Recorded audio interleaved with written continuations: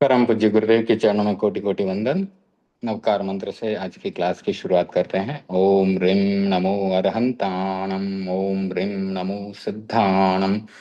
ओम ह्रीं नमो आयर्याणम। ओम ह्रीं नमो वज्झायाणम। ओम ह्रीं नमो लोई सब्बसाहनम। एसो पंचनमुक्कारो सब्ब पापपणासनो मंगलाणं च सब्बेसिं परमं हवै मंगलम्।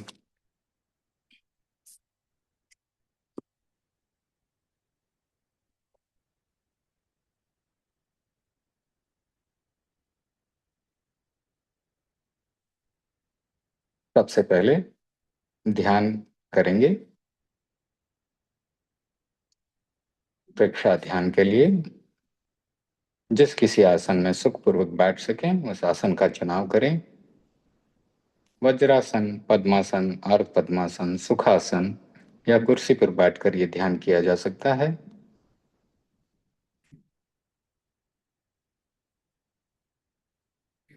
आंखें कोमलता से बंद, रीढ़ की हड्डी और गर्दन सीधी रहे। हाथों की मुद्रा वीतराग मुद्रा या ज्ञान मुद्रा। वीतराग मुद्रा में लेफ्ट हैंड की हथेली पर राइट हैंड की हथेली रखें, फेसिंग अपवर्ड्स। नाभि के नीचे उसे रखें अपनी गोद में।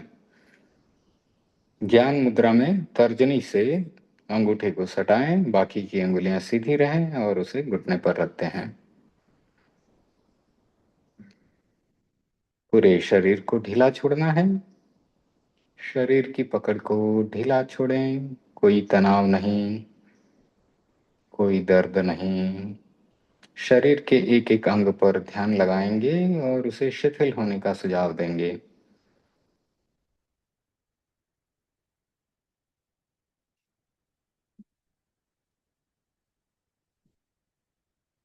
दाहिने पैर के अंगूठे से शुरुआत करेंगे। दाहिने पैर का अंगूठा शिथिल हो रहा है, शिथिल हो रहा है, शिथिल हो रहा है।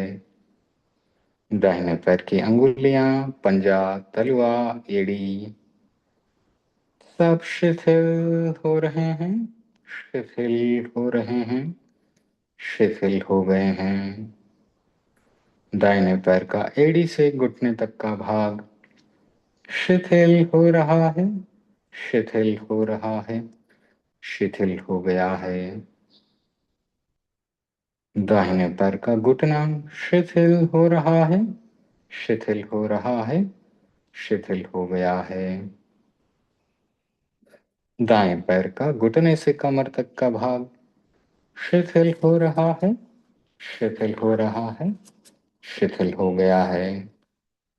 अब अपना ध्यान बाएं पैर के अंगूठे पर लगाएं।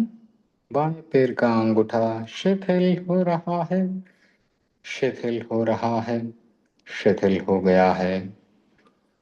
बाएं पैर का पंजा, तलवा, अंगुलियां, एड़ी सब शिथिल हो रहे हैं, शिथिल हो रहे हैं, शिथिल हो गए हैं।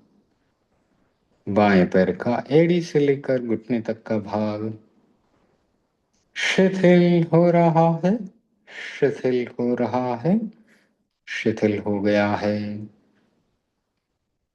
बाएं पैर का घुटने से कमर तक का भाग शिथिल हो रहा है, शिथिल हो रहा है, शिथिल हो गया है।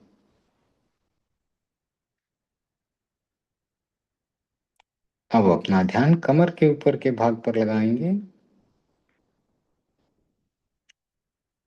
कमर के ऊपर नाभि तक का भाग स्वास्थ्य केंद्र है। स्वास्थ्य केंद्र के भीतर छोटी आंत, बड़ी आंत, यकृत, प्लीहा, गोनाड्स, एड्रिनलिन ग्लैंड्स सब शिथिल हो रहे हैं, शिथिल हो रहे हैं, शिथिल हो गए हैं। नाभि का भाग तेजस केंद्र शिथिल हो रहा है, शिथिल हो रहा है, शिथिल हो गया है। नाभि के ऊपर ध्यान लगाएं।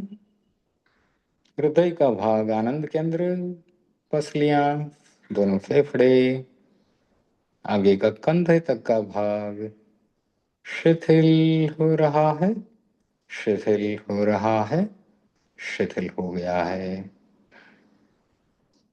आप पीठ के भाग पर ध्यान लगाएंगे। रीढ़ की हड्डी का अंतिम भाग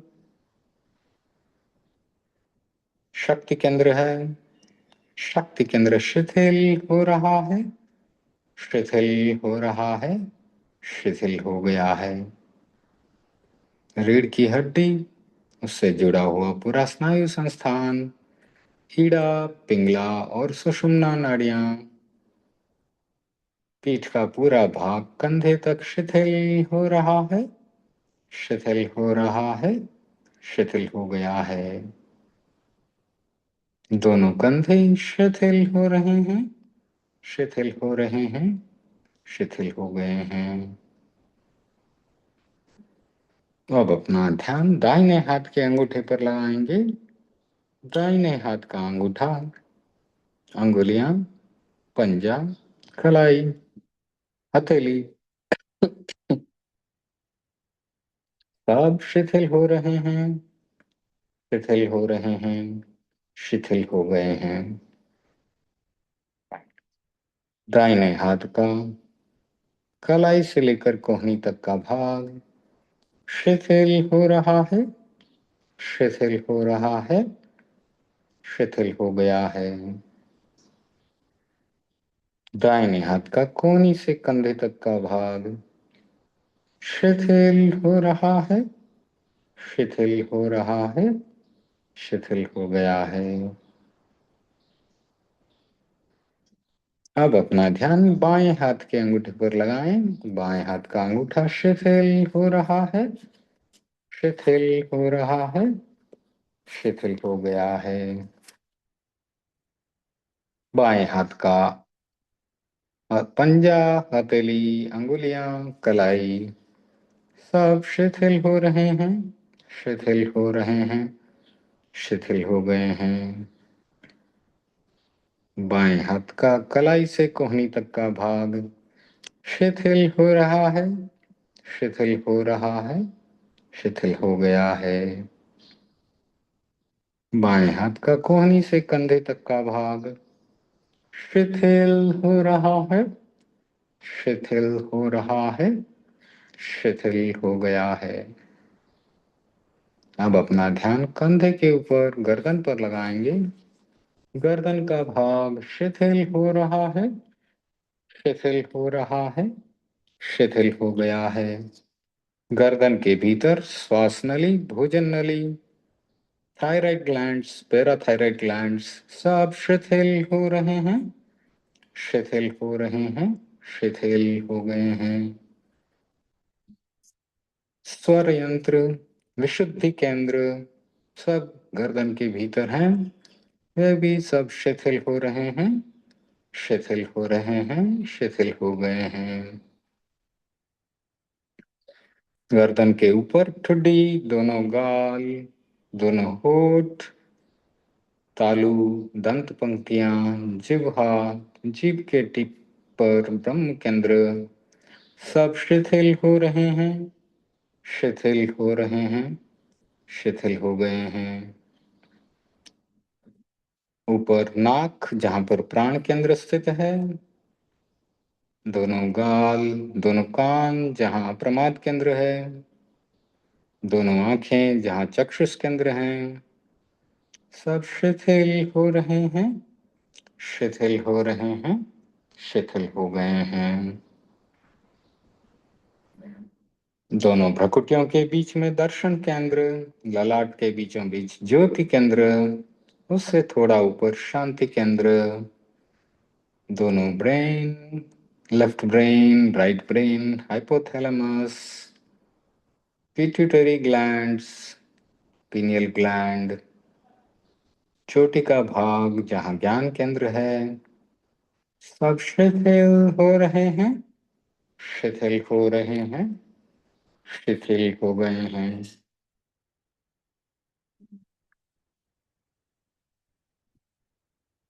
गहरी शिथिलता का अनुभव करें। कोई तनाव नहीं, कोई अकड़न जकड़न नहीं, और कोई भी दर्द नहीं। गहरी शिथिलता और गहरी शांति का अनुभव।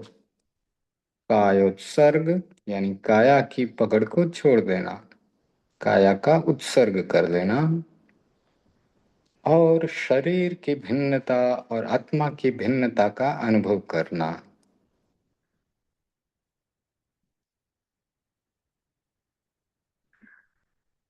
शरीर भिन्न है, आत्मा भिन्न है।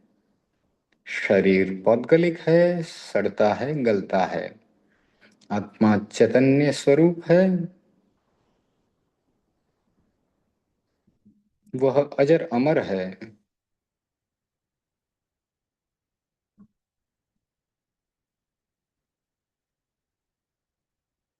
आत्मा भिन्न, शरीर भिन्न।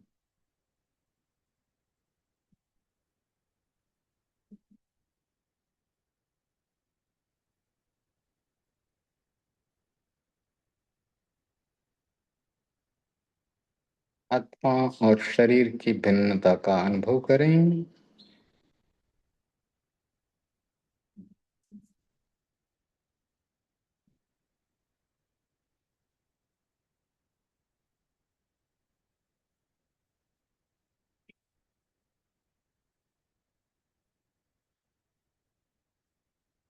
अब हम अंतर यात्रा का प्रयोग करेंगे। अंतर यात्रा में चोटी के भाग से एक खाली बाल्टी रीढ़ की हड्डी में से होते हुए नीचे उतारेंगे श्वास भरते हुए, और रीढ़ की हड्डी के अंतिम भाग पर उस खाली बाल्टी में शक्तियों को भरेंगे, और श्वास छोड़ते हुए उसे रीढ़ की हड्डी में से होते हुए ऊपर ले जाएंगे, और ज्ञान केंद्र चोटी के भाग पर सारी शक्तियों को खाली कर देंगे। श्वास भरते हुए खाली बाल्टी को नीचे उतारें। ज्ञान केंद्र से नीचे जा रही है बाल्टी।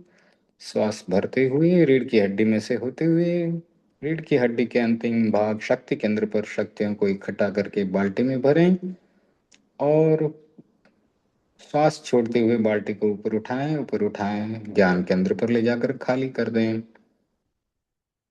श्वास भरते हुए फिर से खाली बाल्टी को नीचे उतारें, रीढ़ की हड्डी में से होते हुए रीढ़ की हड्डी के अंतिम भाग शक्ति केंद्र पर खाली बाल्टी में शक्तियों को भरें, और श्वास छोड़ते हुए बाल्टी को ऊपर उठाएं, ऊपर उठाएं, ऊपर उठाएं, रीढ़ की हड्डी में से होते हुए ऊपर ले जाएं और ज्ञान केंद्र पर खाली कर दें। फिर से श्वास भरते हुए खाली बाल्टी नीचे जा रही है, रीढ़ की हड्डी में से होते हुए रीढ़ की हड्डी के अंतिम भाग पर शक्ति केंद्र पर शक्तियों को इकट्ठा करके बाल्टी में भरें। श्वास छोड़ते हुए बाल्टी को रीढ़ की हड्डी में से होते हुए ऊपर ले जाएं, ऊपर ले जाएं, और ज्ञान केंद्र पर खाली कर दें। श्वास भरते हुए फिर से खाली बाल्टी को ज्ञान केंद्र से नीचे उतारें, रीढ़ की हड्डी में से होते हुए बाल्टी को रीढ़ की हड्डी के अंतिम भाग पर ले जाकर वहां शक्ति केंद्र से शक्तियों को बाल्टी में भर दें। श्वास छोड़ते हुए बाल्टी को ऊपर उठाएं, रीढ़ की हड्डी में से होते हुए ऊपर ले जाएं, और ज्ञान केंद्र पर सब शक्तियों को खाली कर दें। अंतिम आवृत्ति।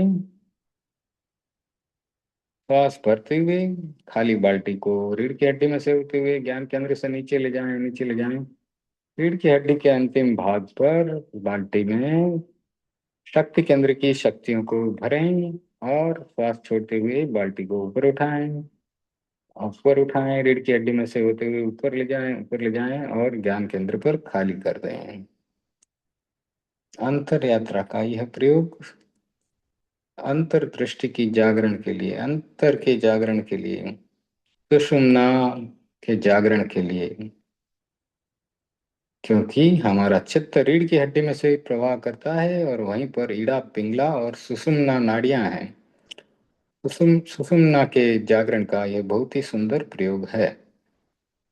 अब हम अपना ध्यान नाक के अग्रभाग पर लगाएंगे, और वहां पर आते जाते श्वास को देखेंगे। जितना लंबा हो सके उतना लंबा श्वास लें। पूरा ध्यान श्वास पर रहे।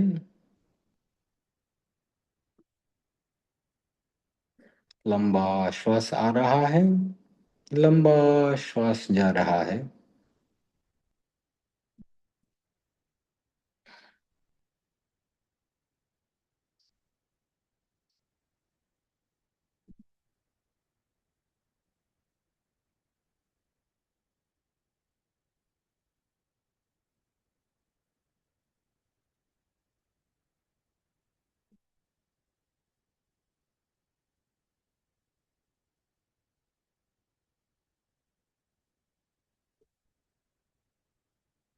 इस प्रकार एक चौकीदार बैंक या दुकान के बाहर कुर्सी लगा करके बैठता है, उसी प्रकार अपने ध्यान को नाक के अग्रभाग पर स्थिर करें। वहां बिठा दें अपने ध्यान को।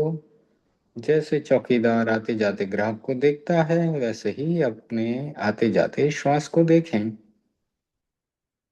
पूरी फोकस और कंसंट्रेशन से सिर्फ श्वास को देखना है। हो सके उतना उसे लंबा करें।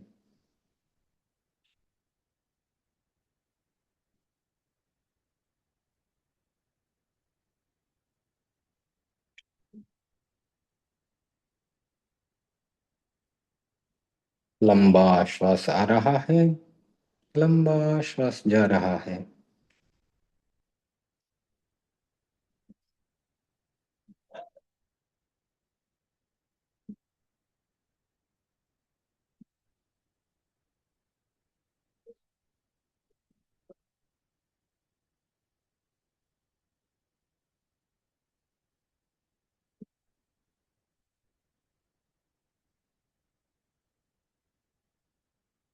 पूरा ध्यान श्वास के ऊपर।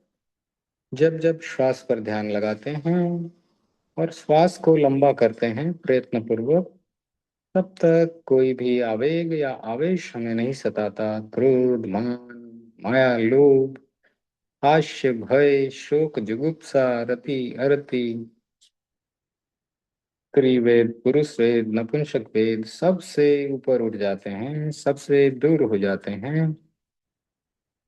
क्योंकि श्वास के प्रति कोई प्रियता और अप्रियता नहीं है। श्वास सहज रूप से आता है, जाता है। हम प्रयास पूर्वक उसे लंबा कर सकते हैं, लेकिन और ज्यादा कुछ नहीं कर सकते।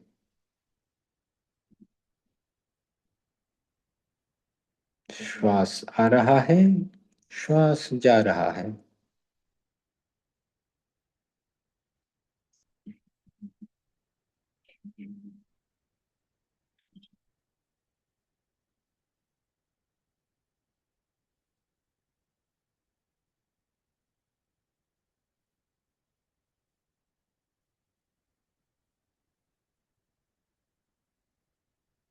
श्वास आ रहा है, श्वास जा रहा है। लंबा श्वास आ रहा है, लंबा श्वास जा रहा है।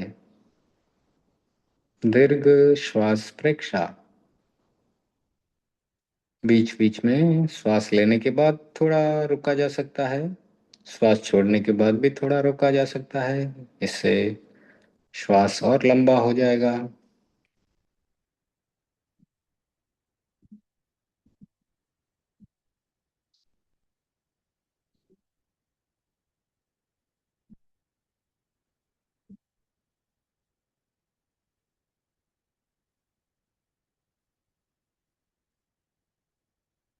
लंबा श्वास आ रहा है, लंबा श्वास जा रहा है।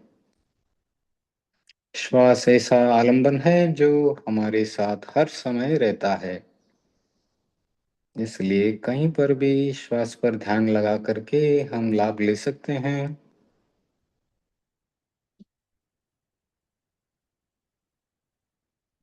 मंदिरों में भगवान की मूर्ति नाक के अग्रभाग पर अपनी अध खुली आंखें स्थिर करके ध्यान करती हुई दिखाई देती हैं। उसी प्रकार हमें भी ध्यान करना है।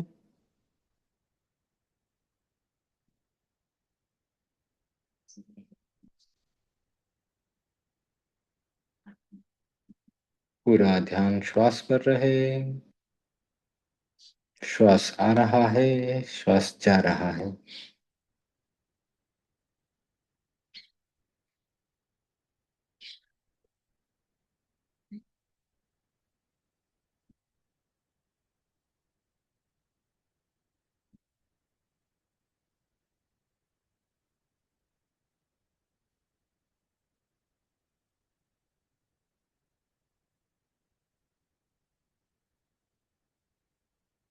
अब हम ज्योति केंद्र परीक्षा करेंगे। अपने ध्यान को ललाट के बीचों बीच, जहां बिंदिया करते हैं या तिलक लगाते हैं, वहां लगाएं।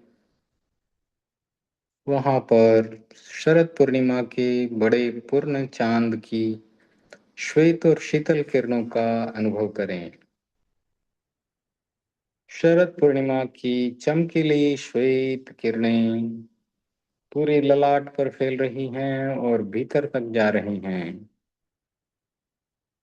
हमारे जीवन में शांति, सहृदयता, सहनशीलता, करुणा, अनुकंपा, सभी सद्गुणों का विकास कर रही है, शांति का विकास कर रही है।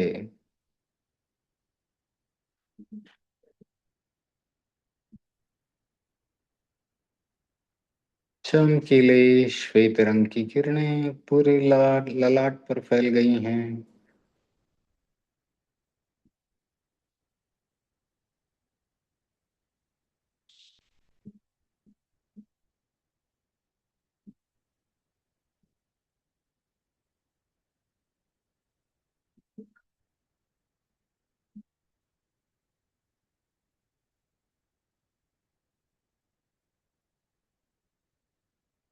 पूरा ललाट श्वेत रंग की चमकीली किरणों से भर गया है।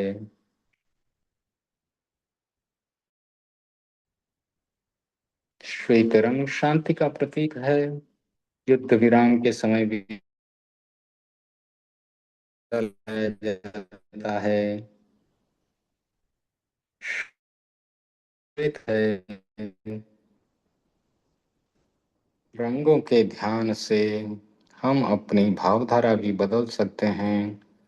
शुक्ल ध्यान को ध्यान की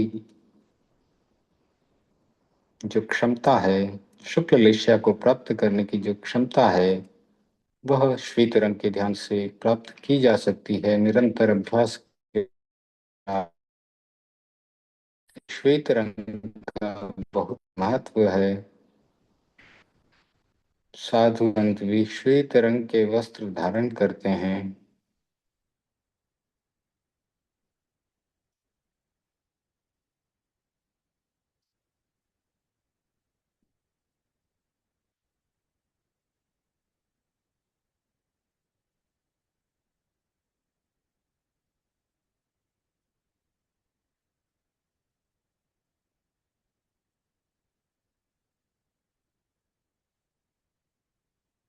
पूरे ललाट पर श्वेत रंग की चमकीली किरणें फैली हुई हैं। अद्भुत शांति का अनुभव करवा रही हैं। पूरे ललाट पर फैली हुई चमकीली श्वेत किरणें हमारे जीवन में सद्गुणों का विकास कर रही हैं। तम बिखई अपग मपयेणम। स्वयं स्वयं को देखें, आत्मा से आत्मा को देखें। संपिखई अपग मपयेणम।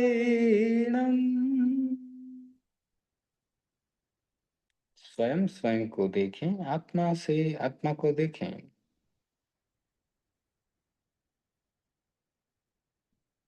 संपिखई अपग मपयेणम।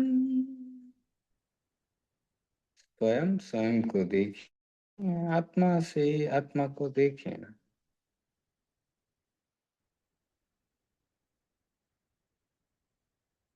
आहम सुविज्जा चरणम पमुखम।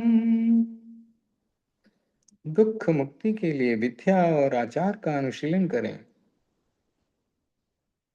आहम सुविज्जा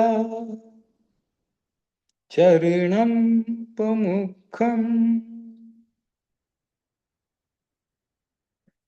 दुख मुक्ति के लिए विद्या और आचार का अनुशीलन करें। आहम सुविज्जा चरणम पमुखम। दुख मुक्ति के लिए विद्या और आचार का अनुशीलन करें। अपना सच में से जा मृत्युम भुए सुकपे।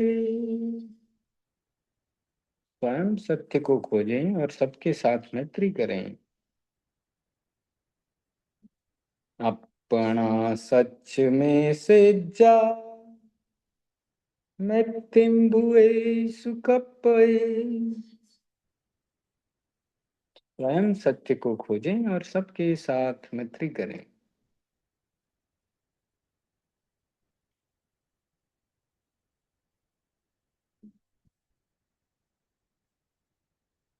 एगो में सासो अप्पा नानदन सण संजुआ। शिशा में बाहिरा भावा सब्वे संयोग लक्षणा। एक आत्मा शाश्वत है जो ज्ञान और दर्शन लक्षणों से युक्त है। शेष सभी बाहरी भाव संयोग और वियोग लक्षणों वाले हैं। एगो में सासो पानान दंसन संजुआ। शेषा में बाहिरा भावा सब्वे संयोग लक्षणा। एक आत्मा शाश्वत है जो ज्ञान और दर्शन लक्षणों से युक्त है। शेष सभी बाहरी भाव संयोग और वियोग लक्षणों वाले हैं।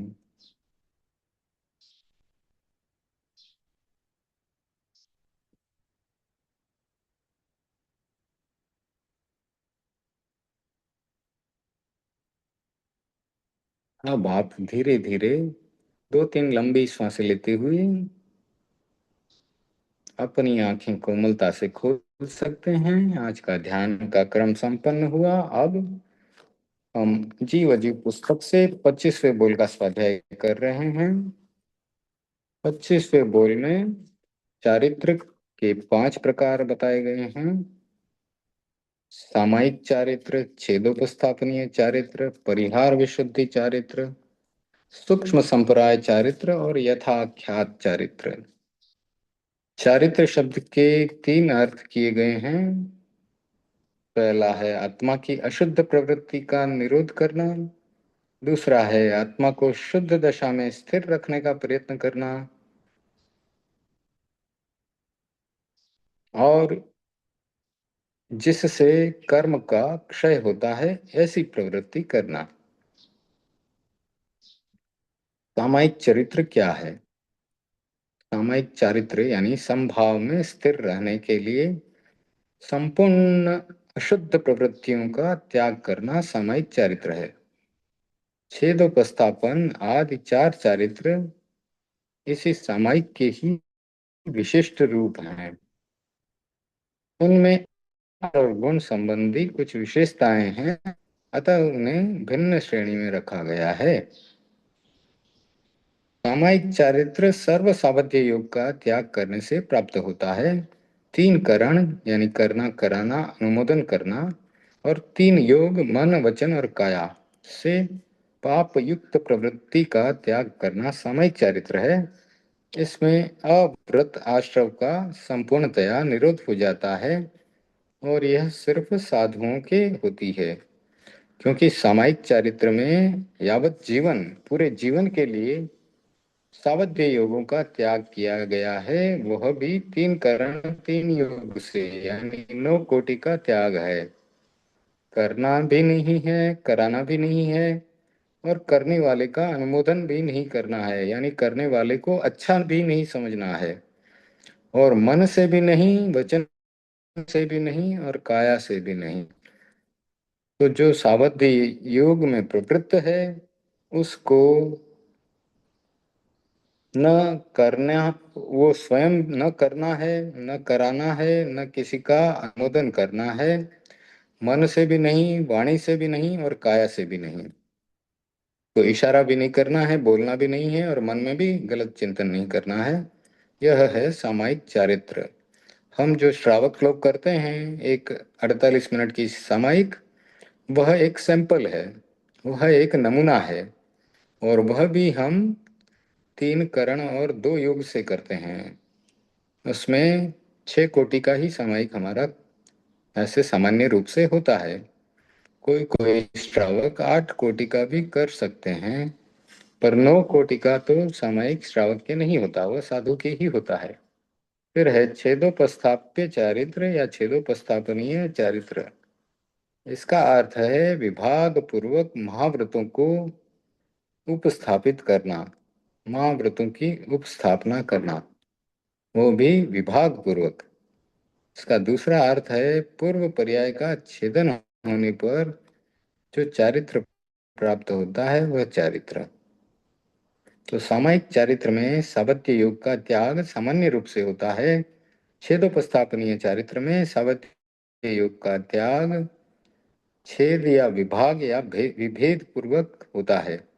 दीक्षा ग्रहण करते समय सामायिक चारित्र लिया जाता है, जिसमें केवल सत्वम सावज्यम जोगम पचक्खामी, अर्थात सभी प्रकार के सावत्य योगों का त्याग करता हूँ, ऐसा कहते हैं। किंतु दीक्षित होने के 7 दिन या 6 मास बाद साधक में 5 महाव्रतों का विभागशः आरोपण किया जाता है।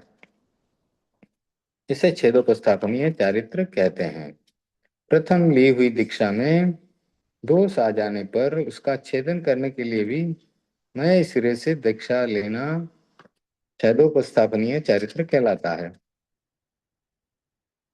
सामायिक और छेदोपस्थापनीय चारित्र 6ठे से 9वें गुणस्थान तक होता है, क्योंकि 10वां गुणस्थान आते ही सूक्ष्म संप्राय चारित्र शुरू हो जाता है। अब परिहार विशुद्धि चारित्र, ये क्या है? परिहार का अर्थ है विशुद्धि की विशेष साधना, विशिष्ट साधना। इस विशुद्धिमय चारित्र का नाम परिहार विशुद्धि है। इस चारित्र में परिहार नाम की तपस्या की जाती है। 9 मुनि मिलकर इस चारित्र की साधना में 18 महीने तक कठोर तपस्या करते हैं। प्रथम 6 महीने में 4 साधु तपस्या करते हैं और उनकी सेवा करते हैं, और एक साधु को आचार्य बना लिया जाता है। इस प्रकार 9 साधु तपस्या मिलजुल करके दूसरे 6 महीने में जो 4 साधु सेवा कर रहे वे तपस्या करने लगते हैं, और जो तपस्या कर रहे थे वे सेवा करने लग जाते हैं।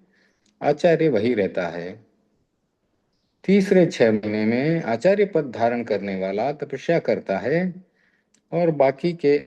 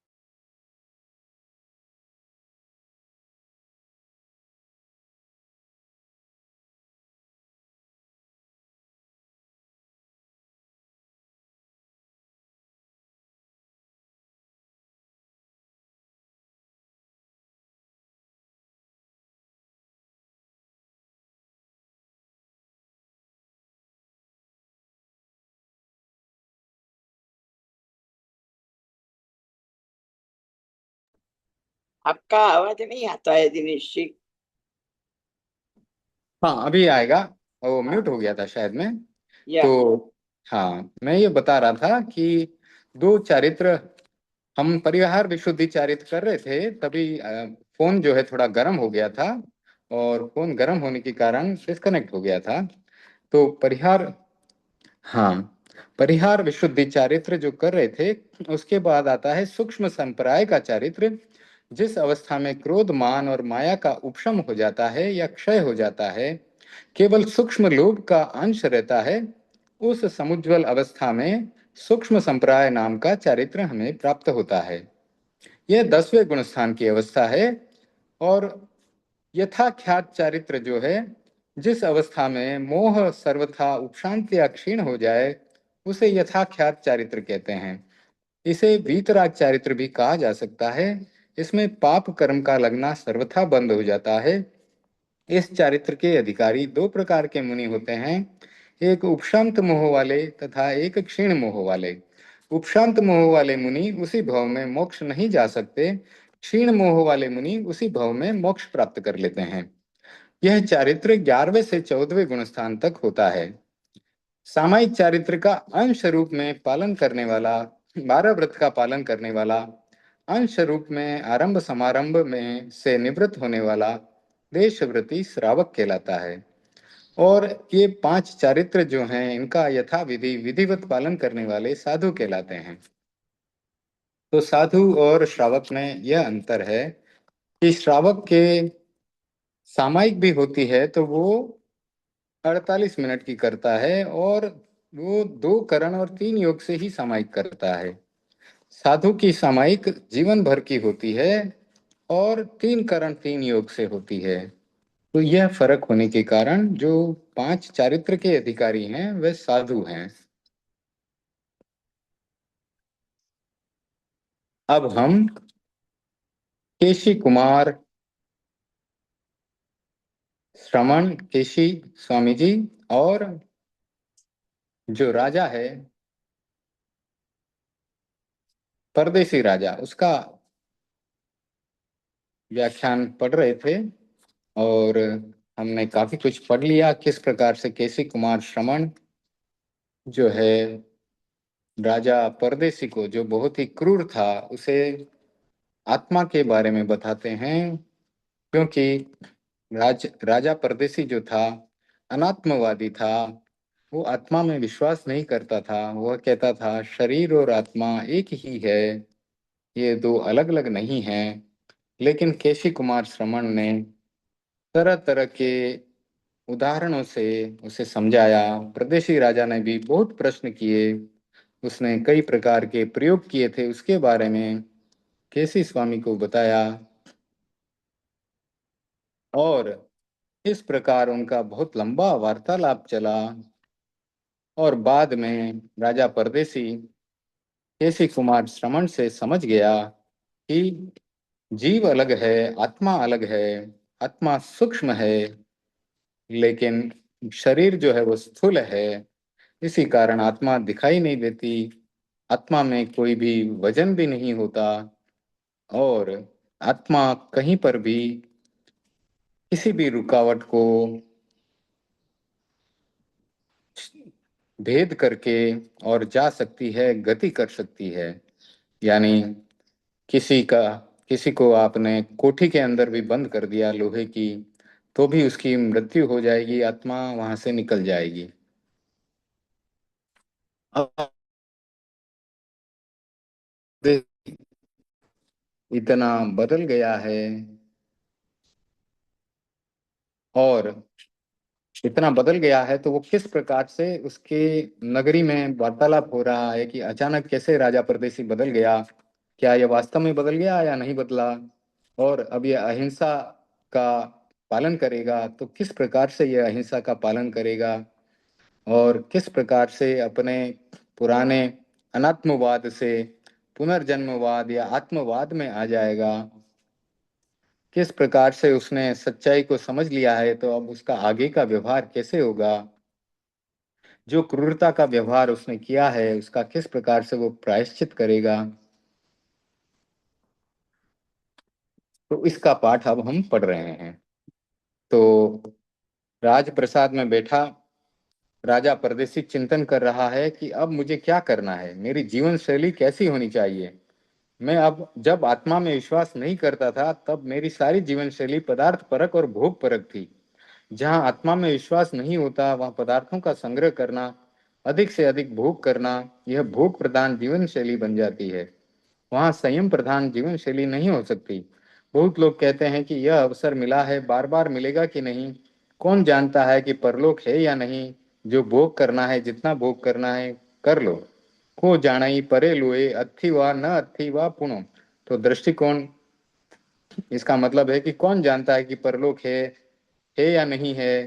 तो इस बात को जो सोचते हैं वे भोगवादी बन जाते हैं। लेकिन दृष्टिकोण बदलता है तो शैली बदल जाती है।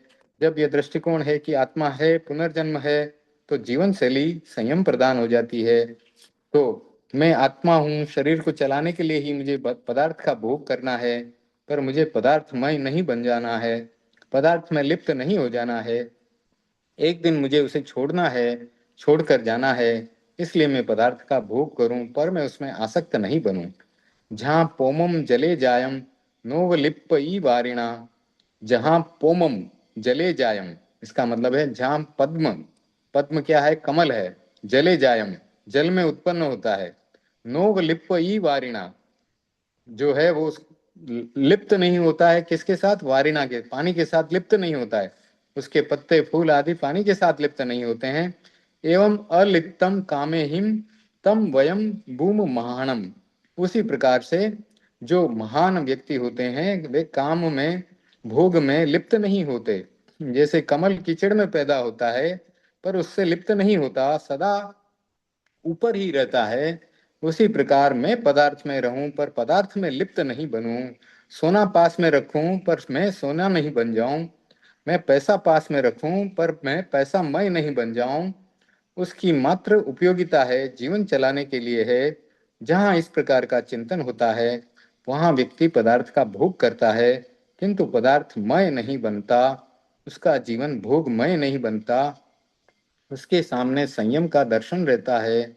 मुझे केवल भोग नहीं करना है, मुझे संयम भी करना है, यह सोचना है। तो परदेशी ने भी सोच लिया कि मैंने सच्चाई को समझ लिया।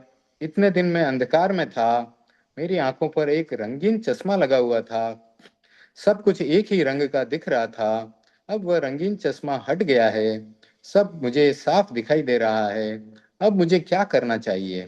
तो राजा ने निश्चय किया कि अब मुझे प्रायश्चित करना चाहिए।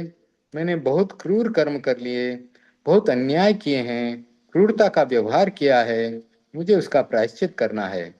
वह प्रायश्चित मैं संयम और त्याग के द्वारा ही कर सकता हूँ। जब तक जीवन में त्याग और संयम का विकास नहीं होगा तब तक पाप का शोधन नहीं होगा। राजा परदेशी गहरा चिंतन कर रहा है। इतने दिनों के संस्कारों को उसने एक साथ साफ कर दिया था। आज की भाषा में कहें तो ब्रेन वॉशिंग हो गई। अब नए संस्कारों का बीजारोपण करना है, नए संस्कारों का निर्माण करना है। परदेशी की चिंतन धारा आगे बढ़ी कि अगर मैं इसी प्रकार राज्य का संचालन करता रहा तो यह भोग, ये पदार्थ मेरे सामने रहेंगे, उन्हें छोड़ना भी बड़ा मुश्किल हो जाएगा, पुराने संस्कार जाग जाएंगे। मुझे नई जीवन शैली को अपनाना है, इसलिए अब मैं क्या करूं। तो प्रदेशी राजा चिंतन की मुद्रा में बैठा हुआ अपने भावी जीवन की योजना बनाने लगा। वह राजा जो चोर आदि को, अपराधी को पकड़ता था, मार देता था, उनके ऊपर एक्सपेरिमेंट करता था, प्रयोग करता था कि इसके अंदर जीव कहाँ है, शरीर कहाँ है, दोनों अलग अलग तो नहीं है, ये सोच करके उसके टुकड़े टुकड़े कर देता था। जीव को ढूंढने के लिए, आत्मा को ढूंढने के लिए चोर आदि अपराधियों के टुकड़े टुकड़े करके देखता था कि कहाँ है आत्मा। वह आज चिंतन कर रहा है कि मुझे प्रायश्चित करना है, अपने भावी जीवन की योजना बना रहा है, क्योंकि योजना बहुत जरूरी है। जो व्यक्ति बड़ा काम करना चाहता है वह पहले योजना बनाता है। इसी बिदा शहर में आचार्य श्री महाप्रज्ञ जी लिख रहे हैं कि बुदा शहर में तेरा पंथ भवन में हमारा चातुर्मास चल रहा था, अहिंसा यात्रा की तैयारी हो रही थी। चातुर्मास का पूरा समय इसी योजना में लगा कि हमें क्या करना है, कैसे जाना है। योजनाबद्ध काम चला तो एकदम लक्ष्य तक पहुंच गए। अकस्मात अचानक कोई काम करते तो न कोई काम होता और न ही सफलता मिलती। हर व्यक्ति को जो बड़ा काम करना चाहता है लंबे समय तक चिंतन पूर्वक योजना बनानी चाहिए।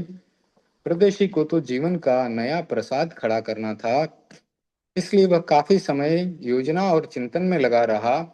चिंतन पूर्वक क्या योजना बनाएगा, यह भविष्य के गर्भ में है, यानी अगले चैप्टर में है। अब अगला चैप्टर पढ़ते हैं। हम आदमी के व्यवहार को देखते हैं, आचरण को देखते हैं, तो मन में प्रश्न खड़ा होता है कि यह ऐसा व्यवहार क्यों कर रहा है, ऐसा आचरण क्यों कर रहा है, ये गुस्सा कर रहा है तो क्यों कर रहा है, धन के लिए इतना लोभ कर रहा है तो क्यों कर रहा है। उसके लिए भाई पत्नी माँ सबको एक किनारे कर देता है। उसका व्यवहार और आचरण हमारे सामने आता है, किंतु उसके पीछे क्या भावना है, उसके भीतर क्या रहस्य है, उसके अंदर क्या छिपा है, वह हमारे सामने नहीं आता। हम उसको हमें उसको देखना चाहिए। तो तुम क्रोध मत करो, इतना लोभ मत करो, इस उपदेश से बदलाव नहीं होने वाला। जो कराने वाला है, जो पृष्ठभूमि में है, वह नहीं बदलेगा, तब तक परिवर्तन नहीं हो सकता। पीछे क्या है, इसका रहस्य जैन आगमों में मिलता है। आज के व्यवहार के मनोविज्ञान में इसका बहुत सुंदर विश्लेषण किया जाता है। जैन आगमों में 10 प्रकार की संज्ञाएं बताई गई हैं जो हर एक जीव में है। आहार करने की संज्ञा, छोटे से छोटे जीव में आहार करने की संज्ञा होती है। देवताओं में भी आहार की संज्ञा होती है, भले उनको काफी समय के बाद भूख लगती होगी, लेकिन उनमें भी आहार की संज्ञा है। सब जगह, सब छोटे से छोटे जीव में, एक इंद्रिय के जीव में भी आहार की संज्ञा है। पेड़ जो है वह भी अपनी जड़ों को फैला करके पानी आदि को ग्रहण करता है। भय संज्ञा, डर लगता है सबको। मैथुन संज्ञा, परिग्रह संज्ञा, क्रोध की संज्ञा, मान की संज्ञा, माया की संज्ञा, लोभ की संज्ञा, लोक संज्ञा और रोग संज्ञा।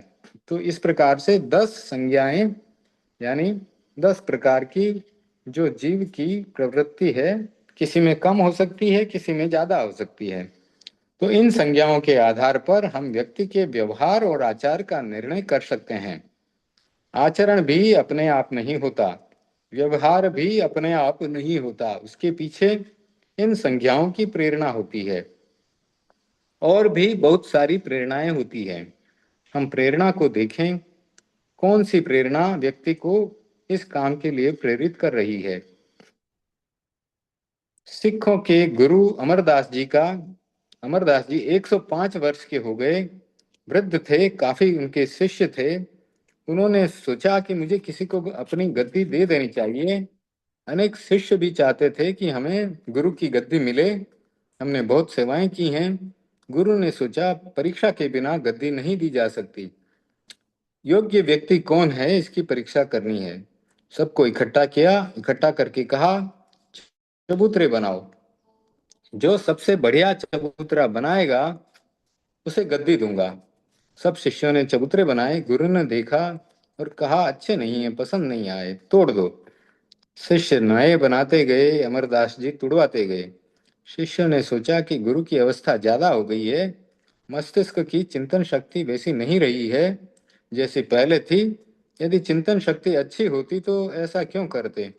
सारे शिष्य भाग गए, केवल एक शिष्य बचा, रामदास।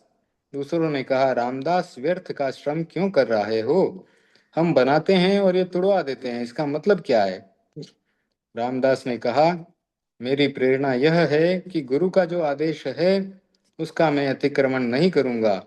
उस प्रेरणा से मैं काम कर रहा हूँ और तुम्हारी बात नहीं मानूंगा, सिर्फ गुरु की आज्ञा का पालन करूंगा। कहा जाता है कि रामदास ने 70 चबूतरे बनाए। गुरु ने कहा जो भाग गए उनमें धैर्य नहीं है, जिसमें धैर्य नहीं है वह मेरी गद्दी का उत्तराधिकारी नहीं हो सकता। रामदास में धैर्य है, इसने 70 चबूतरे बना दिए, थका नहीं, निरंतर निर्माण करता चला गया।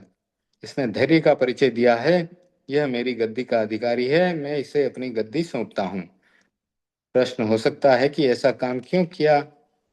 एक प्रेरणा थी कि गुरु के आदेश का पालन करना है। एक प्रेरणा के साथ आदेश का पालन करता चला गया और सफल भी बन गया। आदमी की हर प्रवृत्ति के पीछे एक प्रेरणा होती है। संज्ञा एक प्रेरणा है, वह भीतर की प्रेरणा है, उससे काम होता है। परदेशी के मन में भी एक प्रेरणा जागृत हुई। एक कटु शब्द में कहें तो जो परदेशी राजा हत्यारा जैसा था, हत्या में रस लेता था, मारने में आनंद आता था, उसे एक प्रेरणा मिली और वह बदल गया। आज भी बहुत लोग कहते हैं कि आतंकवादी बिना मतलब हत्या करते हैं। वे बिना मतलब नहीं करते, उनको उसमें कोई न कोई रस है, उसके पीछे भी कोई न कोई प्रेरणा काम कर रही है। जब तक हम उनकी प्रेरणा को न बदलें, उनका व्यवहार नहीं बदल सकता। हम लोग व्यवहार को बदलने का प्रयत्न करते हैं, किंतु इस बात को भूल जाते हैं कि जब तक संज्ञा, प्रेरणा, दृष्टि, श्रद्धा इनको नहीं बदलेंगे, तब तक व्यवहार बदल नहीं सकता। भगवान महावीर ने चरित्र को पहला स्थान नहीं दिया, पहला स्थान दिया दृष्टिकोण को। सम्यक दर्शन, सम्यक ज्ञान हो तो फिर सम्यक चारित्र हो सकता है। अगर मिथ्या दृष्टिकोण है, मिथ्या ज्ञान है, तो आचरण भी मिथ्या हो जाएगा। तो दृष्टिकोण को बदलने की जरूरत है, रुचि को बदलने की जरूरत है, श्रद्धा को बदलने की जरूरत है, संज्ञा और प्रेरणा में परिवर्तन लाने की जरूरत है। केशी स्वामी जी ने भी यह काम किया, जिससे प्रदेशी राजा की श्रद्धा का केंद्र परिवर्तित हो गया। जब तक श्रद्धा नहीं बदलती, व्यवहार भी नहीं बदल सकता। कोई प्रसंग है कि सगाई हो गई, लेन देन भी हो गया। एक समय आया जब वधु पक्ष वालों ने कहा हम सगाई संबंध तोड़ते हैं। वर पक्ष वालों ने कहा कि ठीक है। वर पक्ष का मुखिया बोला, भाई साहब आपने संबंध तोड़ दिया, आपकी इच्छा की बात है। हमने जो कन्या के लिए एक हार भेजा था वो हमारा वापस दे दीजिए, लौटा दीजिए। वो बोलता है वो तो नहीं लौटाऊंगा। तो वर पक्ष वालों ने बोला क्यों, सगाई तो तोड़ दिया आपने। सगाई को तोड़ने का तो मन बन गया, हार देने का मन नहीं बना है। तो इस प्रकार से लोगों का लोभ और लालच कैसा होता है।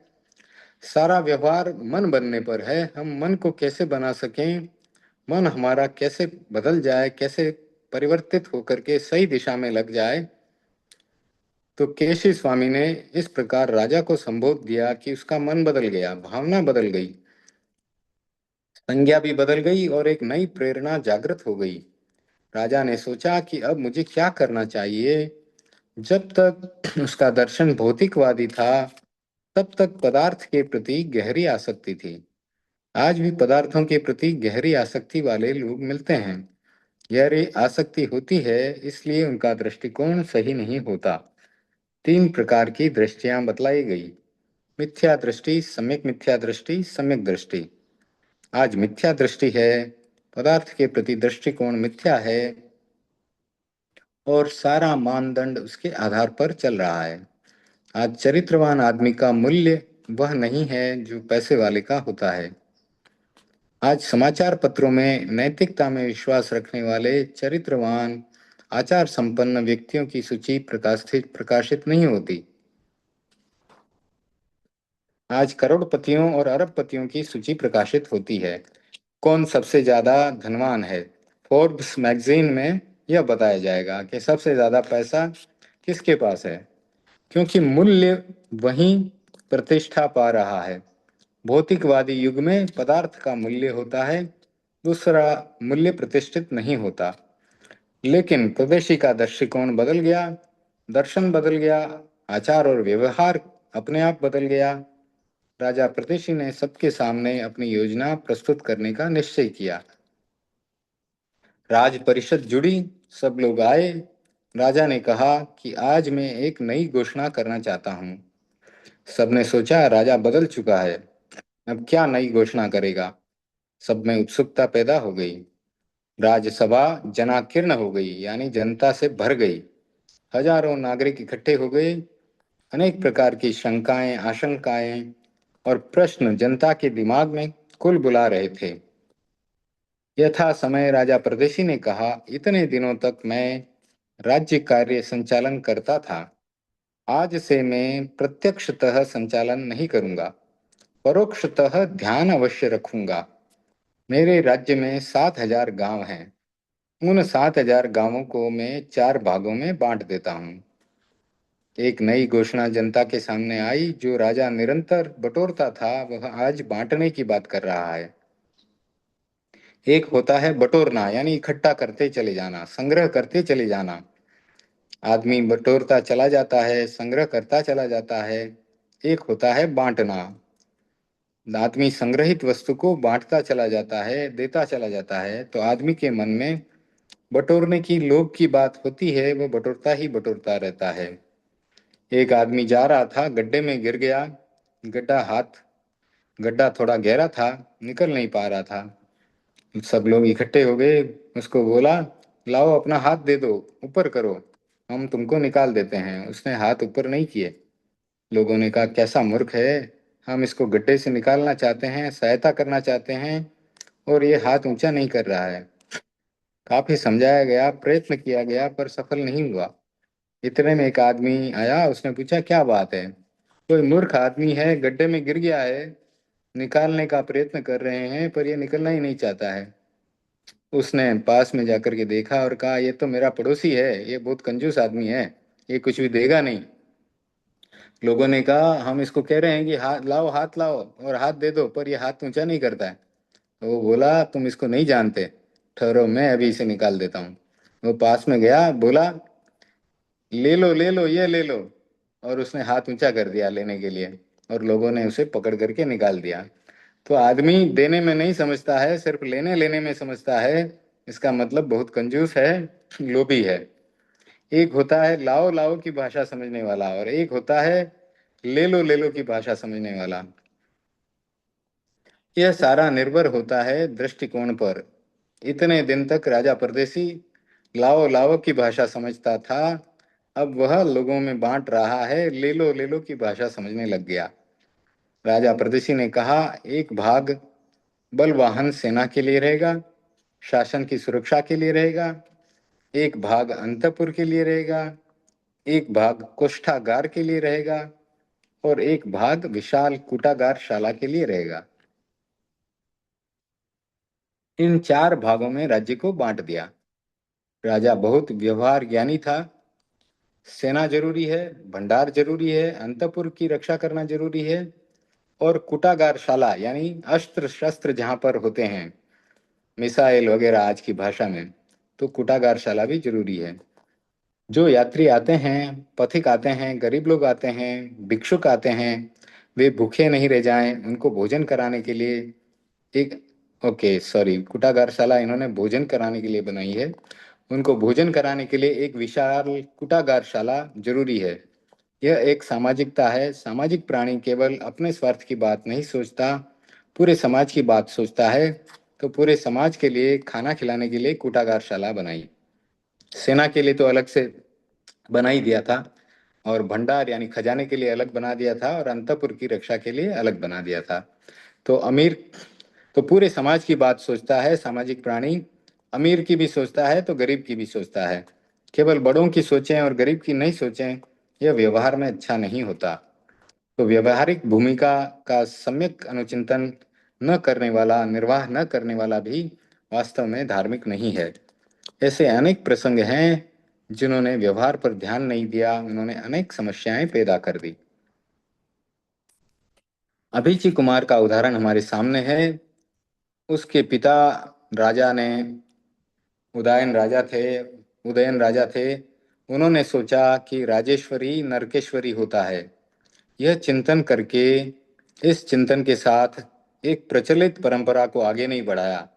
यानी लोक व्यवहार क्या होता है कि राजा अपने पुत्र को राजा बनाता है, और इस उदयन राजा का अभिची कुमार पुत्र था, राजकुमार था। अब उसने तो भले के लिए सोचा, राजकुमार के लिए, कि राजेश्वरी नरकेश्वरी होता है। राजभोग में जो उलझ जाएगा वो नरक जाएगा। अगर साधना नहीं की, साधु नहीं बना आगे जीवन में, तो इतने भोगों को उसमें डूबा हुआ व्यक्ति जो है, भोगने वाला व्यक्ति, वो नरक में जाता है। तो अपने पुत्र अभिजीत कुमार को उसने राजा नहीं बनाया, अपना उत्तराधिकार उसे नहीं सौंपा। उसने क्या किया, अपने भांजे को राजा बना दिया, राज्य का दायित्व अपने भांजे को दे दिया। व्यवहार के इस अतिक्रमण ने अभिजी कुमार के मन में प्रतिक्रिया भर दी अपने पिता के प्रति। उसके मन में द्वेष की ग्रंथि बन गई। तो राजा परदेशी व्यवहारिक था, व्यवहार व्यवहार का ज्ञानी था। तो राजा परदेशी ने घोषणा की, वो सबने आश्चर्य के साथ सुनी। कितना परिवर्तन हो गया। जो राजा लेने की भाषा जानता था, आज देने की भाषा करने लगा है, देने की भाषा में बात करने लगा है। सारा बंटवारा कर दिया। परदेशी ने कहा, इन चारों विभागों के अधिकारी मैं नियुक्त करूंगा।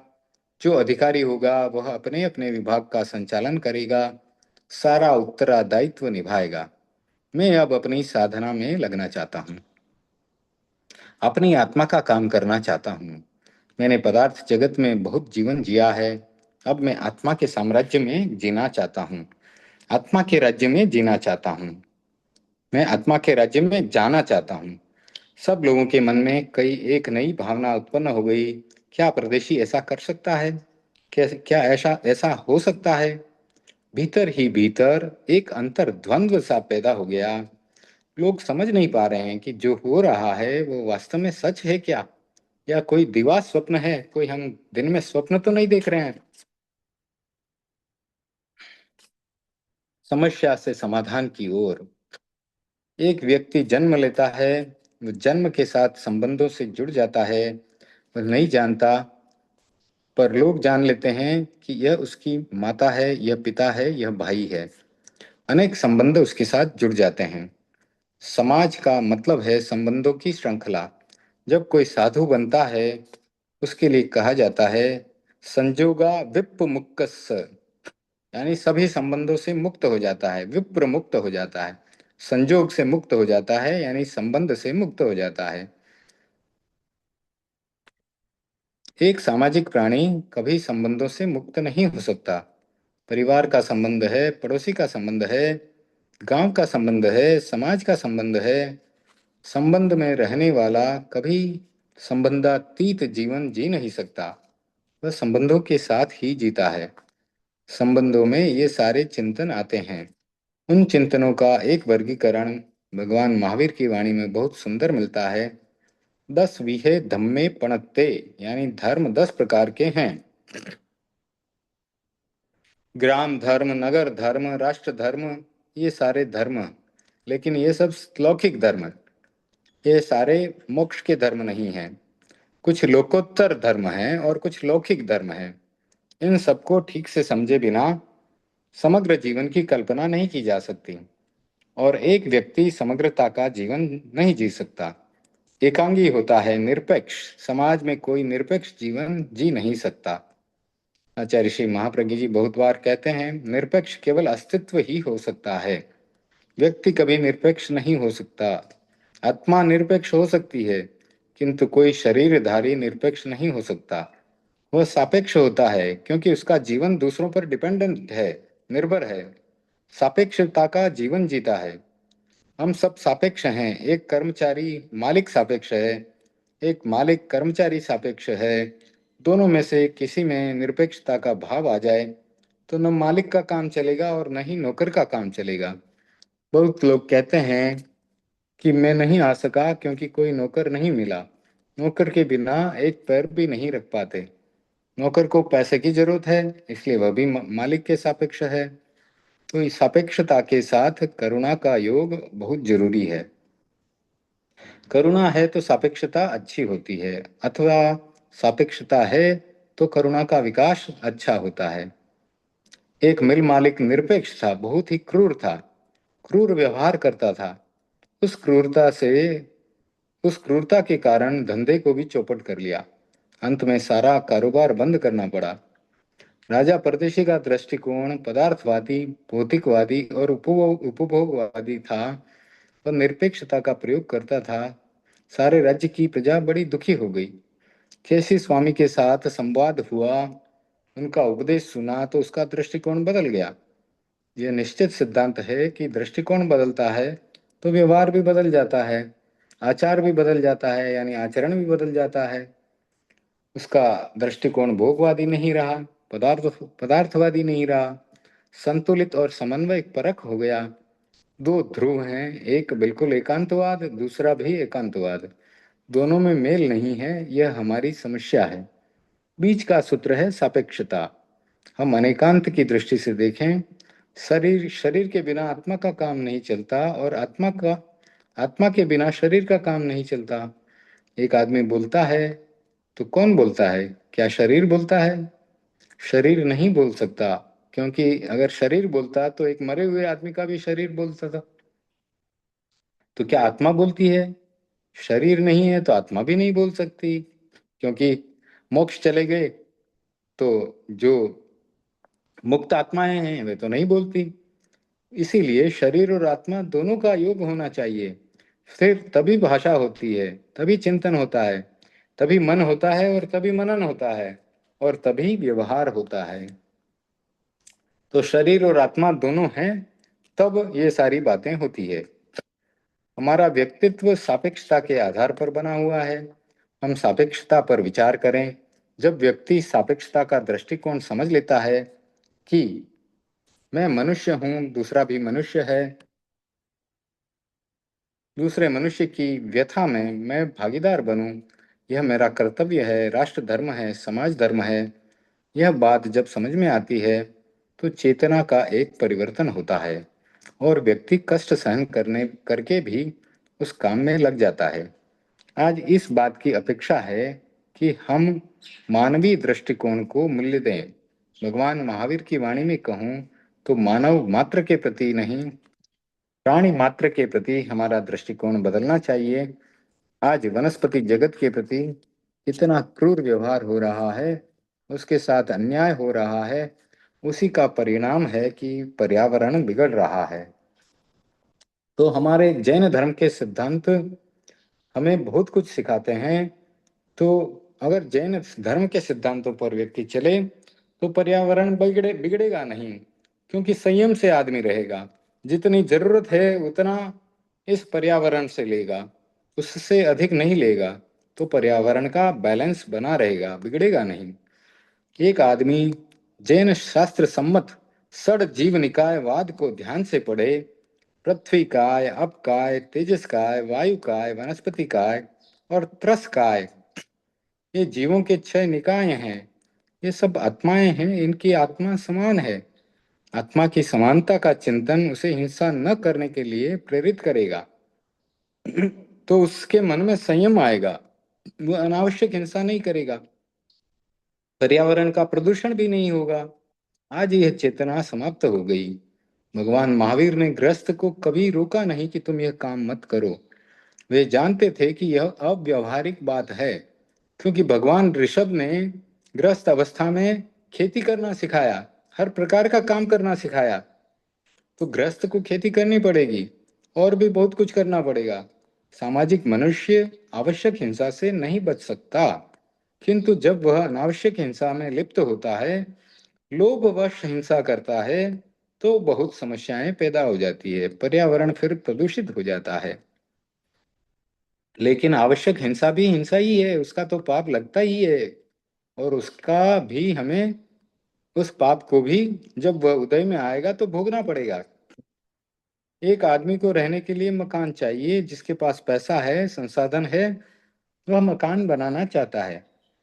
वह 4-5 कमरों का मकान बनाए तो बात समझ में आती है। वह सैकड़ों कमरों का 200-500 करोड़ का मकान बनाए, यह अनावश्यक है। कटु शब्द में कहूं तो यह उन्माद का एक प्रकार है। वह ये जानता है कि मैं इसमें बहुत रहूंगा नहीं, कितने साल रहूंगा। कुछ लोग बनाने के साथ ही चले जाते हैं और कुछ लोग थोड़ा रहने के बाद चले जाते हैं। कुछ ऐसे होते हैं जो बना लेते हैं पर रहते ही नहीं है। यह अनावश्यकता का एक चिंतन जो चल रहा है वह उन्माद से उपजा हुआ है।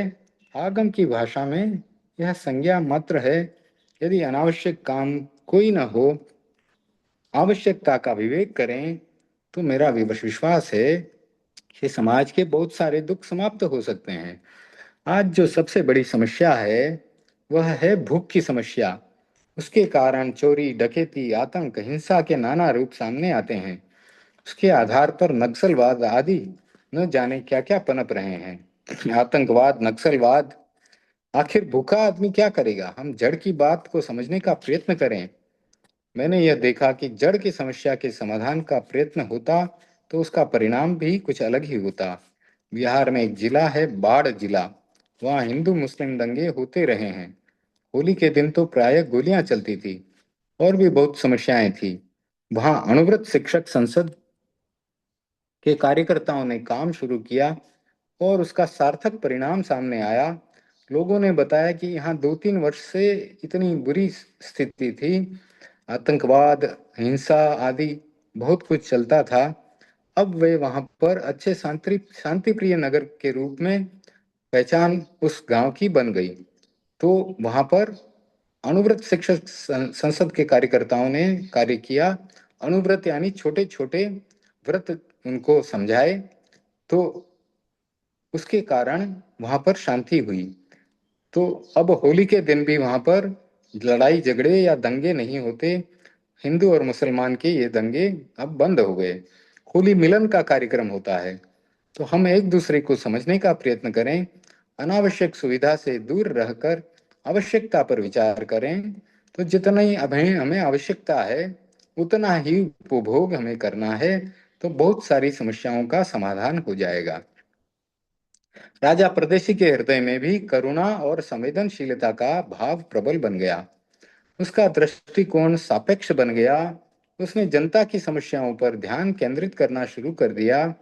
पहले अधिक से अधिक समय भोग विलास और ऐशो आराम में बिताता था। अब अधिक समय जनता की समस्याओं के समाधान में और आत्म साधना में बिताने लगा। राजा परदेशी में आए इस परिवर्तन से प्रजा बहुत प्रसन्न थी।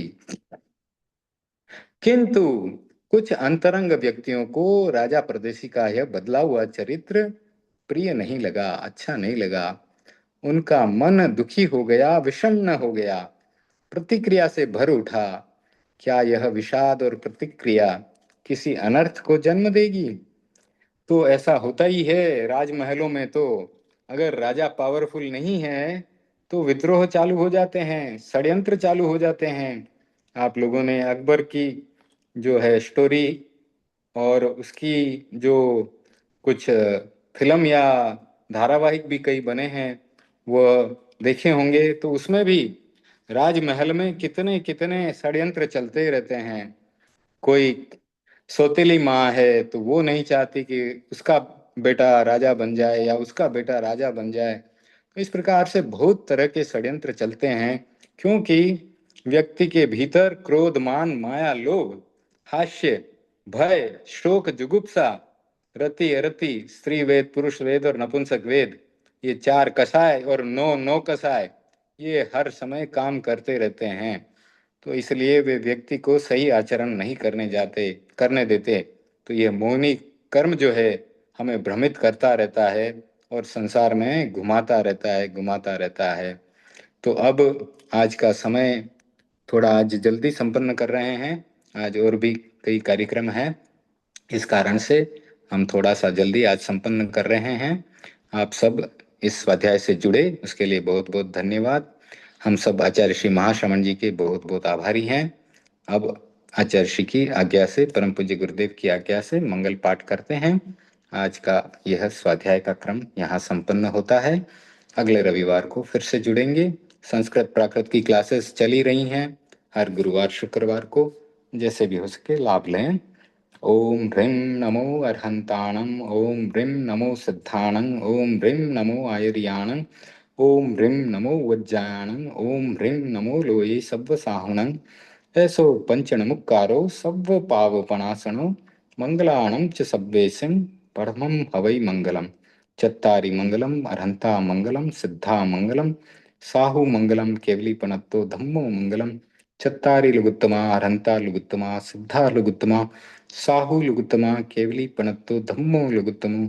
चत्तारि शरणं पवज्जामि अर्हन्ते शरणं पवज्जामि सिद्धे शरणं पवज्जामि साहु शरणं पवज्जामि केवलीपणत्तं धम्मं शरणं पवज्जामि। विघ्न हरण मंगल करण स्वाम भिक्षुनो नाम गुण ओलख सुमरण किया सरे चिंत्या काम।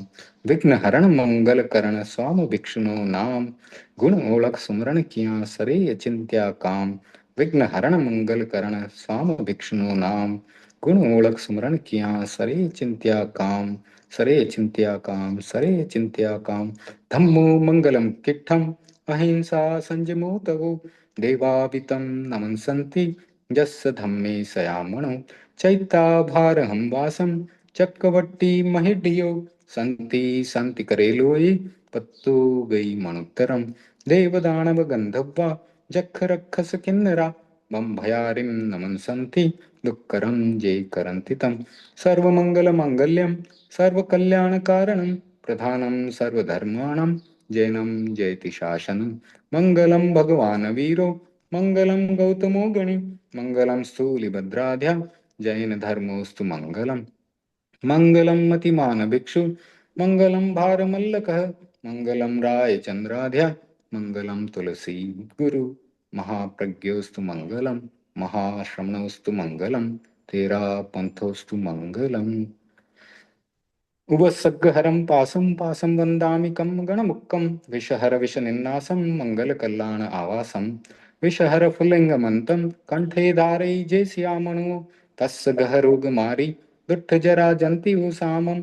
चिट्ठौ दूरे मंतो तुज्य प्रणामो विबहु फलो होई। नरतिरियेषु विजीवा पावन्ति न दुःखदोहग्गम। तुह सम्मत्ते लत्थे चिंतामणि कप्पपाय बह्वहिये। पावन्ति अभिज्ञानम् जीवाय रामरम ठाणम। इह सन्तु महायश भक्तिभर निभरेण ह्येन। तादेव दिज्जबोहिं भवे भवे पास जिण चंद। भवे भवे पास जिण चंद। अंगूठे अमृत भसे लब्धि तना भंडार। श्री गुरु गौतम सुमरिये मन वांछित फलदातार। मन वांछित फलदातार। ओम अरहम। जय जिनेन्द्र। जय जिनेन्द्र। धन्यवाद दिनेश जी। जय जिनेन्द्र। आज की मीटिंग एंड कर रहे हैं।